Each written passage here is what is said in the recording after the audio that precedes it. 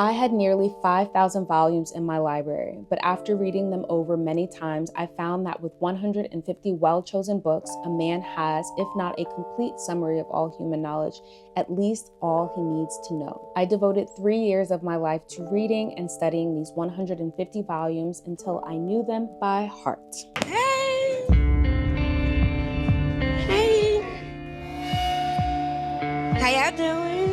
In this video, I'm going to tell you about my project of reading around the world in 150 titles. I will let you know what my best reads of 2025 were, give you the status of my writing journey. But first, where have I been? Oh my god, shh. Film's about to start. Since my last upload, which was in August, I have moved out of my apartment, put my things into storage, left Portugal. I have been applying to about a dozen or so different jobs and have been rejected a bunch of times as well. I have temporarily relocated to Paris, and let's just say that Q4 did its big one. Fortunately, I am staying with a friend, and it doesn't hurt to be able to call Paris my stomping grounds for the time being.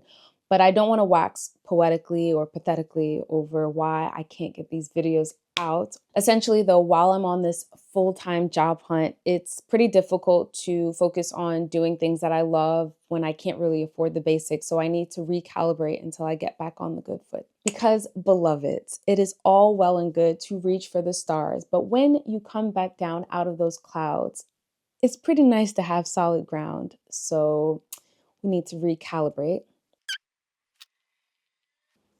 Another job rejection just came through. That's all right, parfois. I understand. Anywho, also, I've never really quite gotten comfortable with the idea of sitting in a room talking to a camera while someone could possibly hear me on the other side of the door. So there's that. The writing. As far as the writing goes, I have to say that 2025 was a really good year for the writing. I was able to publish my newsletter every week this year. I definitely feel as if I've discovered more of my voice as a writer. I wrote and published a short story, which was really fun. And I wrote fiction, submitted fiction to a bunch of contests almost every month this year. And then also I played around a lot with routines and just different craft processes. So that was probably the highlight of this year for me. I don't really know what goals that I'm setting for the writing this year, only that I'm going to try to stay consistent with the way that I've been doing things. And that helps because I've taken the pressure off of any outcomes. The goal, the system is just to write and submit, and I'm not attached to anything other than that at this moment in time.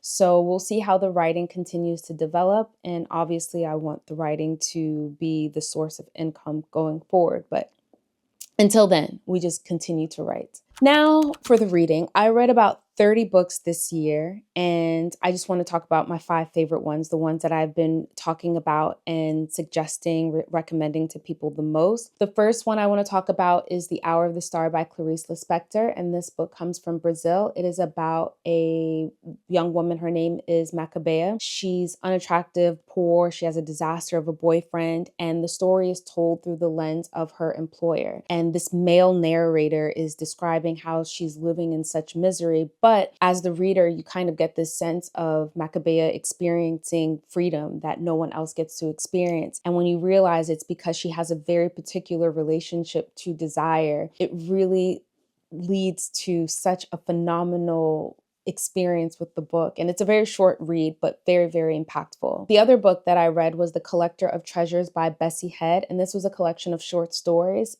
perhaps my favorite collection of short stories ever. It tells the story of a bunch of different village women in Botswana, I believe, because Bessie Head is from South Africa, but she lived in Botswana during her life. She writes about these women and their sense of agency in a way that you don't really concern yourself with the colonial aspects of the novel or the traditional customs that they are navigating, but truly just their decision making and who they want to be in this life and who they want to be in their community and just how they live.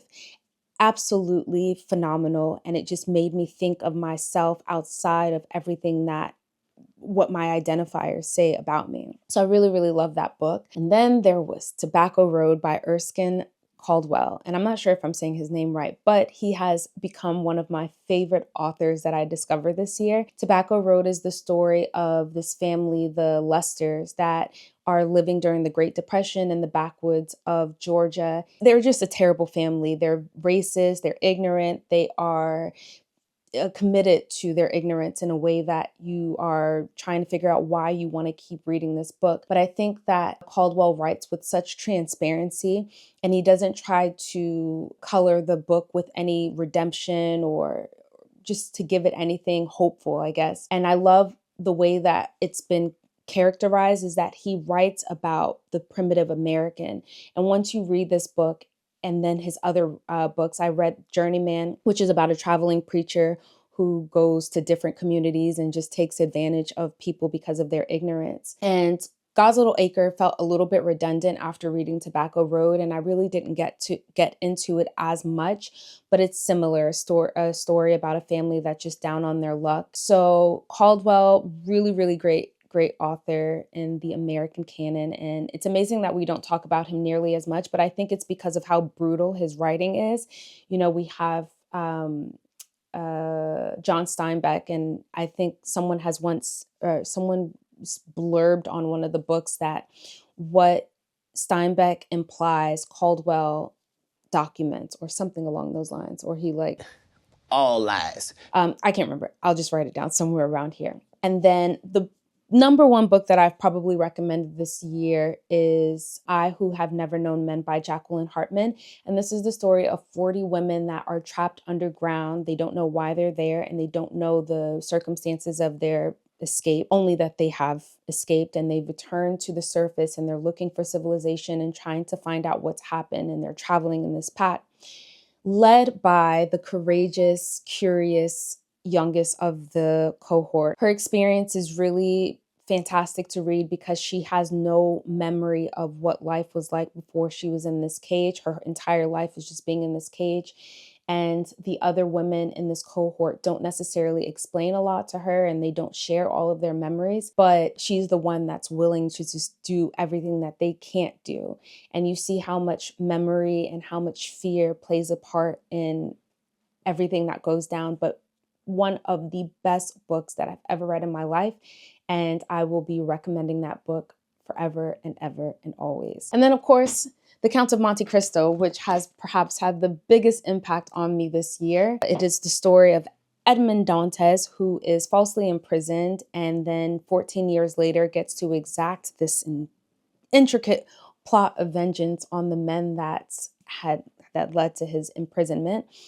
And I really loved it. I wrote about it on Substack. I've been talking about it on TikTok. So if you follow me there, you can see my thoughts. But I understand why this book is a classic and why so many people talk about it. And, you know, even with how large it is, it's still such a good read that you don't necessarily feel how thick that is. But I mean, if you know, you know. So now about this project. I will be reading Around the World in 150 titles because the Abbe Faria told me that with just 3 years and 150 books, I could know everything that I needed to know about the world. And it's already off to a great start. I've been reading mostly in French and, you know, just taking stock of what books I've already read internationally. I just want to be so well read that if I'm ever invited to a dinner party somewhere, anywhere around the world, at least I know I'll have something interesting to offer the conversation. And yeah. In Spain, they often don't even start eating until midnight. That's what's been playing around in the back of my head. So to start it off, I've been reading mostly French titles, and that has been really great.